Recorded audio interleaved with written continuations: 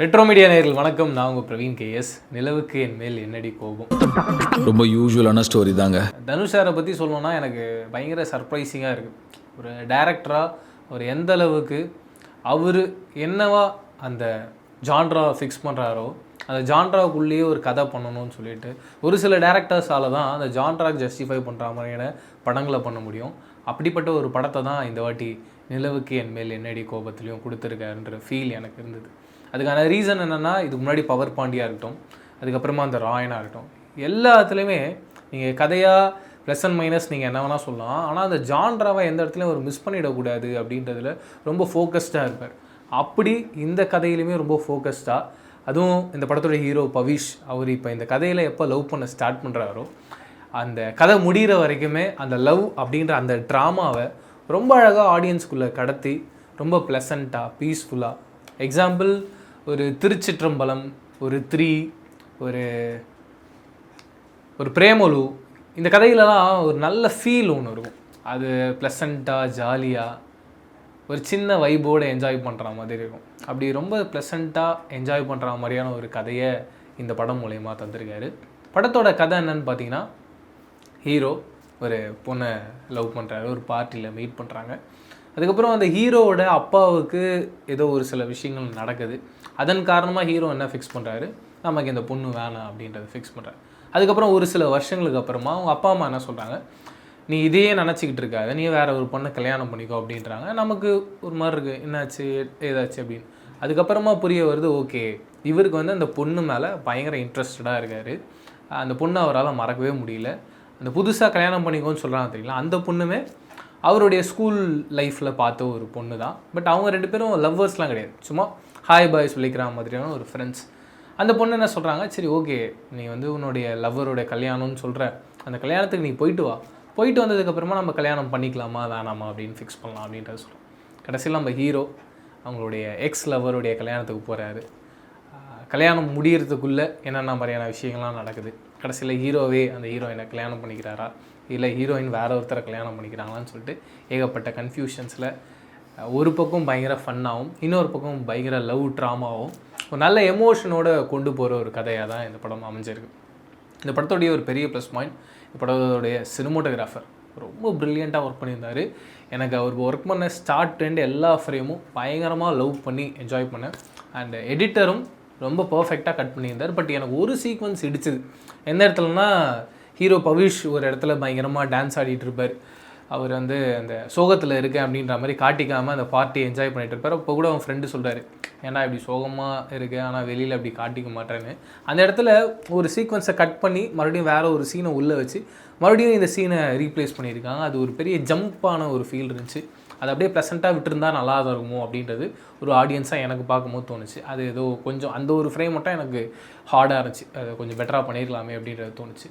And இன்னொரு point, இந்த படத்தோடைய இன்னொரு மிகப்பெரிய ஹீரோவாக நான் வந்து ஜிவி பிரகாஷ் சாரை பார்க்குறேன். ரொம்ப ப்ரில்லியண்ட்டாக ஒர்க் பண்ணியிருந்தார். ஸ்டார்ட் டு எண்ட் ரொம்ப ப்ளசண்ட்டான ஒரு மியூசிக். அண்ட் நிறைய இடங்களில் எனக்கு கண்டிப்பாக திருச்சிற்றம்பலத்தோடைய அந்த மியூசிக் ஃபீல் கண்டிப்பாக இருக்குது. அதுக்கான ரீசன் என்னென்னு பார்த்தீங்கன்னா, அந்த படத்துலேயும் தனுஷ் சார் ஒரு ஆக்டராகவும் சரி, எப்பவுமே தனுஷ் சாருடைய படங்களில் அவரே ஒர்க் பண்ணுவார். அதன் காரணமாக அப்படி ஒரு ஃப்ளேவரை ஜிவி சார்கிட்ட இந்த படத்தில் கேட்டாரா அப்படின்றது தெரியல. அந்த ஒரு வைப் தொடர்ந்து அப்படியே இருந்துக்கிட்டே இருக்குது. நிறைய சாங்ஸு, முக்கியமாக அந்த ஏடி சாங்கும் இன்னொரு பக்கம் கோல்டன் ஸ்பேரோ சாங்கும் ஒரு இடத்துல மிக்ஸ் ஆகும். அந்த போர்ஷன்லாம் ரொம்ப அழகாக பிளெண்ட் பண்ணியிருந்தார். எனக்கு ரொம்ப பயங்கரமாக என்ஜாய் பண்ணிகிட்டு இருந்தேன். பாபா பாஸ்கரோட கொரியோகிராஃபி எல்லா இடத்துலையும் எக்ஸ்ட்ராடினரியாக இருந்து மிக முக்கியமாக அந்த ஏடி சாங்கில் அவங்க நிறைய க்ரீன் மேட் சீக்வன்ஸ் யூஸ் பண்ணியிருக்காங்க. பயங்கர ப்ரில்லியண்ட்டாக டெக்னிக்கலாக ரொம்ப சவுண்டான ஒரு படம் பார்த்தோம் அப்படின்ற ஒரு ஃபீல் இருந்துச்சு. அந்த ஏடி சாங் நீங்கள் பார்த்து முடித்தாலே உங்களுக்கு தெரியும் இந்த படம் எவ்வளோ ஸ்ட்ராங்காக இருக்குன்னு. கண்டிப்பாக யூடியூப்பில் வந்ததுக்கப்புறமா அந்த சாங்கு நல்ல ஒரு வியூஸ் இருக்குமோ அப்படின்ற ஒரு ஃபீல் இருந்துச்சு. Coming back to the actors, படத்தோட ஹீரோ பவிஷ் இது முதல் படமாக இருந்தால் கூட ஸ்டார்டிங்கில் இவர் புது முகமாக இருக்கார், நம்ம கூட ஒட்ட மாட்டுறாரு அப்படின்ற ஒரு ஃபீலில் தான் படம் போயிட்டே இருக்குது. ஆனால் எப்போ அந்த ஹீரோ அனிகாவை பார்த்துட்டு லவ் பண்ண ஆரம்பிக்கிறாரு, அந்த லவ் ட்ராமாக்குள்ளே போக ஆரம்பிக்கிறாங்களோ அதுக்கப்புறம் படம் கனெக்ட் ஆக ஆரம்பிக்குது. அப்படியே ஸ்லோவாக நம்ம வீட்டிலலாம் ஏதாவது ஒரு வேலையில் இருந்தோன்னா ஸ்டவ்வில் பாலை வச்சுட்டு அதை சிம்மில் போட்டுருவாங்க, அது பாட்டு அப்படியே ரெடி ஆகிட்டு இருக்கும். அப்புறம் எப்போ தேவையோ அதை ஹையில் வச்சு பொங்கும் போது அப்படியே ஆஃப் பண்ணி க்ளோஸ் பண்ணிவிடுவாங்க. அப்படி தான் தனுஷ் சார் இந்த படத்தோட ட்ரீட்மெண்ட்டே பண்ணியிருந்தேன். ஒரு மாதிரி ஸ்லோ ஃபேஸில் ஃபஸ்ட் ஹாஃப் இருந்தது, அதுக்கப்புறம் செகண்ட் ஹாஃப் அப்படியே ஸ்லோவாக ஹையாக ஆரம்பிச்சிது. டுவோர்ட்ஸ் த எண்டில் நிறைய கிளைமேக்ஸ் ட்விஸ்ட் அண்ட் டர்ன்ஸ்லாம் கொடுத்து ஒரு நல்ல லவ் படத்தில் ஒரு சில ட்விஸ்ட் அண்ட் டர்ன்ஸ்லாம் இருந்தால் நம்மளை என்ஜாய் பண்ணுற அந்த ஒரு வைப் மோடு கொண்டு போகும். அப்படி ஒரு வைப் மோடு கொண்டு போய் அப்படி ஒரு எண்டு கிளைமேக்ஸில் ஒரு சர்ப்ரைஸும் இருக்குது. நீங்கள் பாருங்கள், அது உங்களுக்கு பிடிக்கும்னு நினைக்கிறேன்.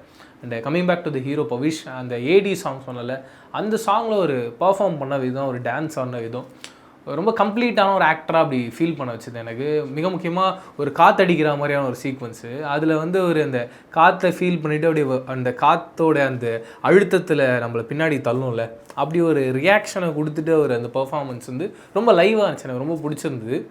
இன்னொரு பாயிண்ட், இந்த ஹீரோடைய கேரக்டரைசேஷன் ஒரு கிடத்து மேலே ரொம்ப எமோஷ்னல் ஆகுது. அவனால் தாங்க முடியாத வலியும் வேதனையும் ஒரு இடத்துல அவனுக்கு நடந்துடுது. அந்த இடத்துல ஒரு அழுது பர்ஃபார்ம் பண்ண அந்த விதம் எக்ஸ்ட்ராடினரியாக இருந்தது. அண்டு அவருக்கு வந்து இந்த படத்தில் ஒரு காமெடியன் ஃப்ரெண்டு இருக்கார். காமெடியன் சொல்ல முடியாது, அவருக்குமே ஒரு நல்ல ஒரு ட்ராக் இருந்தது, ஒரு லவ் ட்ராக் இருந்தது. அவங்க ரெண்டு பேரும் அந்த ஃபன்னான மூமெண்ட்ஸில் அழுது கதறி எப்படியெல்லாம் அவங்களுடைய லவ்வை எமோட் பண்ணுறாங்க அப்படின்ற மாதிரியான ஒரு சீக்வன்ஸ் இருந்தது. அந்த போர்ஷன்லேயும் ரெண்டு பேரும் மிரட்டியிருந்தாங்க. ஓவராலாக இந்த படத்தில் நடிச்சிருந்த ஆக்ட்ரஸ் ரம்யாவாக இருக்கட்டும், அனிகாவாக இருக்கட்டும், எல்லாருமே, வெங்கட்டாக இருக்கட்டும், வெங்கட் வந்து இந்த படத்தில் ஒரு சில சீக்வன்ஸ்லாம் வராரு. பட் அந்த எல்லா சீக்வன்ஸும் அவருடைய அந்த ஃபேஸை பார்க்கணும் அப்படின்றது தோணுது. அவருக்குள்ளே ஏதோ ஒரு மேக்னெட்டிக் பவர் இருக்குது அப்படின்ற ஒரு ஃபீல் இருந்துச்சு. அவருடைய பர்ஃபார்மன்ஸும் இந்த படத்தில் ரொம்ப நீட்டாக இருந்துச்சு. ஓவராலாக வந்திருக்கவங்க எல்லாருமே ஒரு new comers, accept Anika and நம்மளுடைய அந்த லியோ படத்தில் வந்து தளபதி விஜய்க்கு பையனாக நடிச்சிருப்பார்ல அவரை தவிர மற்ற எல்லாருமே ஃப்ரெஷர்ஸ் தான். பட் எல்லாருமே அவங்களுடைய பர்ஃபார்மன்ஸை ரொம்ப நீட்டாக இந்த கதைக்கு என்ன தேவையோ அது ரொம்ப பர்ஃபெக்டாக கொடுத்துருந்தாங்க. பட் படமாக எனக்கு எந்தெந்த இடத்துலலாம் கொஞ்சம் இடிச்சுது அப்படின்னு பார்த்தீங்கன்னா, ஸ்டார்டிங்கில் ஒரு மிடில் கிளாஸ் ஃபேமிலி அப்படின்றது காட்டுறாங்க. ஆனால் கொஞ்சம் பாஷான ஒரு ஃபேமிலியாக அவங்கள காட்டுறாங்க. ஆனால் அவங்கள லுக் அண்ட் வைஸாக பார்க்கும்போது ஆடுகளம் நிறைய தான் அப்பாவை பண்ணியிருக்காரு, சரண்யா மேடம் தான் அம்மாவை பண்ணியிருக்காங்க. இவங்க ரெண்டு பேரும் பார்க்கும்போது நமக்கு வந்து ஒரு பாஷான அப்பா அம்மா அப்படின்ற ஒரு ஃபீல் தரல. அதன் காரணமாக அவங்க பேசும்போது, இங்கிலீஷோடு பேசும்போது ஒரு ஆடியன்ஸாக உட்காந்து அந்த ஸ்க்ரீனில் பார்க்கும்போது நம்மளால் அந்த சீக்வன்ஸ் அக்செப்ட் பண்ண முடியல. கொஞ்சம் அந்த ஏரியாவை ரொம்ப நார்மலாக இப்படி விஐபியிலலாம் ஒரு அப்பா அம்மாவை காட்டியிருப்பாங்க. சரண்யா மேம் தான் அதுலேயும் பண்ணியிருப்பாங்க, சமுத்திரகனி சார் பண்ணியிருப்பார்.